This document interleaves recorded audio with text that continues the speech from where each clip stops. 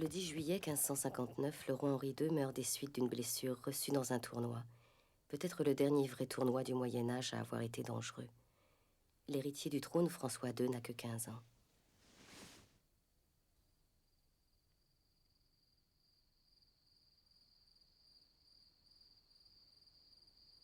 Dans un royaume en proie aux factions et bientôt à la guerre civile, une femme va occuper la première place sur la scène politique, Catherine de Médicis, veuve d'Henri II, mère de 3 rois et d'une reine, l'un des personnages les plus controversés de l'histoire de France. Dans l'année qui suit la mort du roi, la reine ordonne l'exécution d'un monument destiné à recevoir son cœur.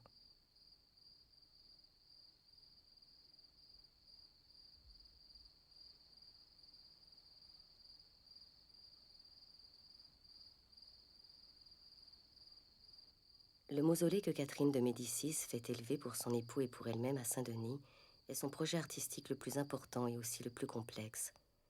La reine-mère ne veut pas que les sépultures de sa famille se mêlent à celles qui remplissent déjà la vieille basilique médiévale. Elle fait édifier, accolée au nord de l'église, une vaste chapelle au milieu de laquelle s'élève le tombeau monumental.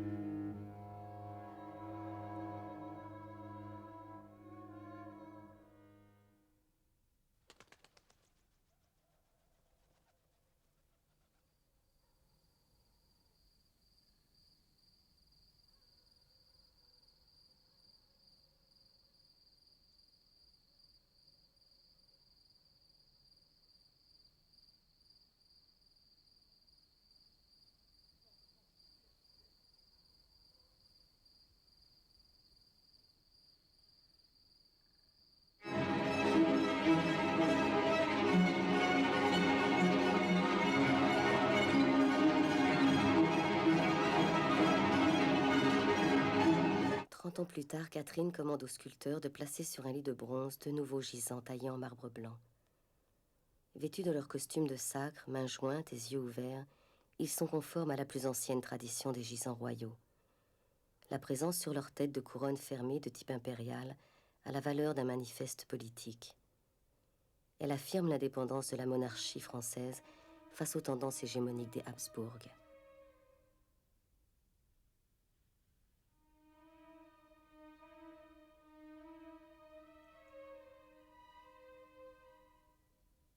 Quand on avait enfermé le corps dans le cercueil, on gardait plusieurs jours l'effigie funéraire couchée sur un lit de parade. Matin et soir, on dressait une table et on servait un repas devant ce mannequin au masque de cire. Il semblait qu'on ne voulait pas se rendre à l'évidence, avouer que le roi était mort. Enfin, on se décidait à la conduire à Saint-Denis.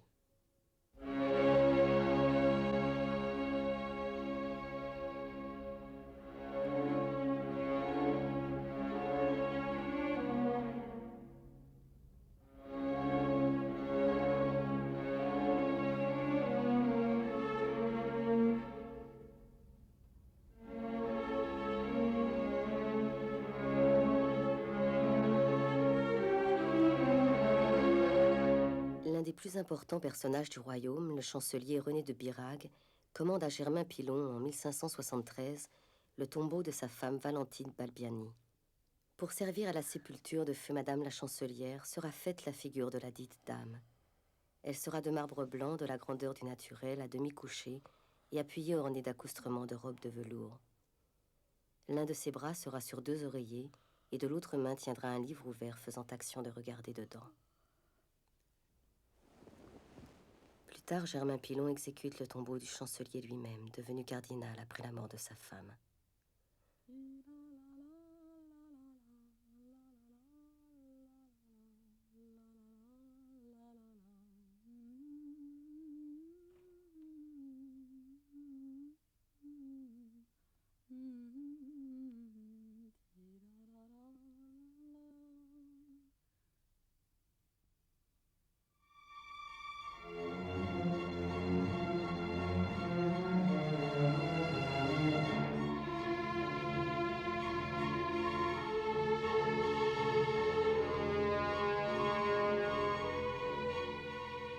Le temps de Germain Pilon est celui des guerres de religion.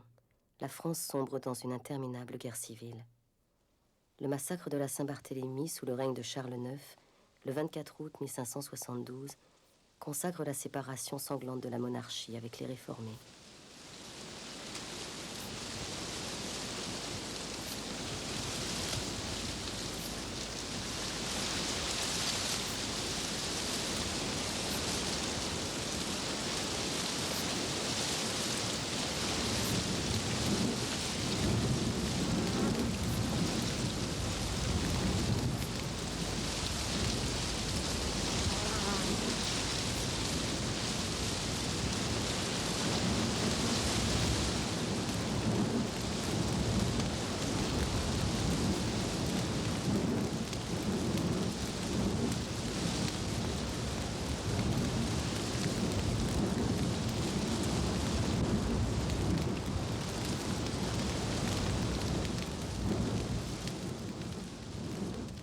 On ne sait trop rien des opinions religieuses de Germain Pilon. Tout tend à prouver qu'il ne manifeste aucune sympathie à l'égard des protestants. Il reste attaché à la religion catholique comme il est le fidèle serviteur des rois qu'il voit se succéder.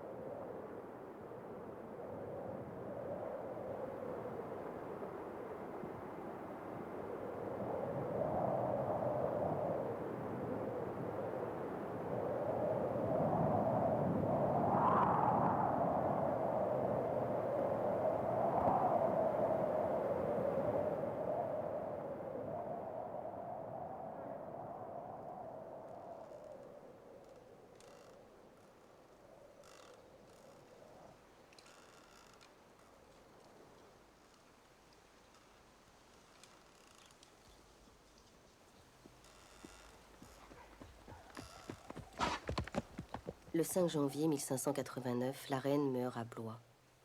Son cœur n'a pas rejoint celui d'Henri II, son époux adoré, comme elle l'avait souhaité dans un premier temps. Elle ne sera même pas enterrée à Saint-Denis. La chapelle enfermant le tombeau magnifique qu'elle avait édifié ne fut jamais terminée. Menaçant ruine au XVIIIe siècle, la rotonde fut démolie. Pilon meurt le 3 février 1590, à peu de distance de Ronsard, de Montaigne, de Bernard Palissy. Sa réputation de sculpteur est si grande, son talent de portraitiste si reconnu, que ses contemporains disaient de lui qu'il était capable de tromper la mort.